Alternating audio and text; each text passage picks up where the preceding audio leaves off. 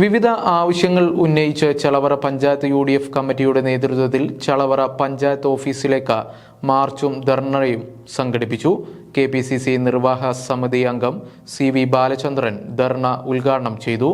ചളവറ സെന്ററിലെ ശുചിമുറി പൊതുജനങ്ങൾക്ക് ഉടൻ തുറന്നു കൊടുക്കുക, പഞ്ചായത്തിൽ നിന്ന് ലഭിക്കേണ്ട കാർഷിക ആനുകൂല്യങ്ങൾ കർഷകർക്ക് ലഭ്യമാക്കുക, പഞ്ചായത്ത് റോഡുകളുടെ ശോചനീയാവസ്ഥ പരിഹരിക്കുക, തെരുവ് നായ്ക്കളുടെ ഉപദ്രവം ഒഴിവാക്കുക, ലൈഫ് മിഷൻ പദ്ധതി വിഹിതം ഉടൻ നൽകുക തുടങ്ങി വിവിധ ആവശ്യങ്ങൾ ഉന്നയിച്ചാണ് ചളവറ പഞ്ചായത്ത് UDF കമ്മിറ്റിയുടെ നേതൃത്വത്തിൽ ചളവറ പഞ്ചായത്ത് ഓഫീസിലേക്ക് മാർച്ചും ധർണയും നടത്തിയത്. ധർണാ സമരം KPCC നിർവാഹക സമിതി അംഗം CV ബാലചന്ദ്രൻ ഉദ്ഘാടനം ചെയ്തു. കൃത്യമായി നമ്മുടെ രാജ്യത്ത് വിളക്കൊക്കെ കത്തിയിരുന്ന ഇപ്പൊ ആ സ്ഥിതിവിശേഷം ഉണ്ടോ? നിങ്ങൾ ആലോചിക്കണം. ഈ ചളവറ പഞ്ചായത്തിലെ ജനങ്ങൾ ആലോചിക്കണം. ഇവിടെ ഒരു ഭരണമാറ്റം വേണ്ടേ?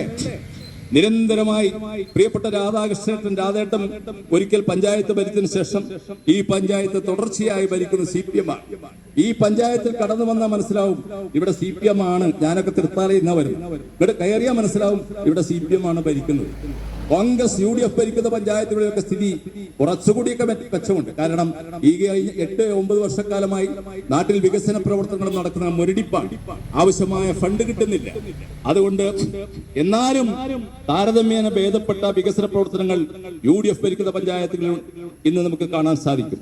പക്ഷേ CPM ഭരിക്കുന്ന പഞ്ചായത്തുകളിൽ കടന്ന ഇത് CPM ഭരിക്കുന്ന പഞ്ചായത്താണ് എന്നവിടെ ബോർഡ് എഴുതി വെക്കേണ്ട കാര്യമില്ല. മുസ്ലിം ലീഗ് സംസ്ഥാന പ്രവർത്തക സമിതി അംഗം KK അസീസ് മുഖ്യപ്രഭാഷണം നടത്തി.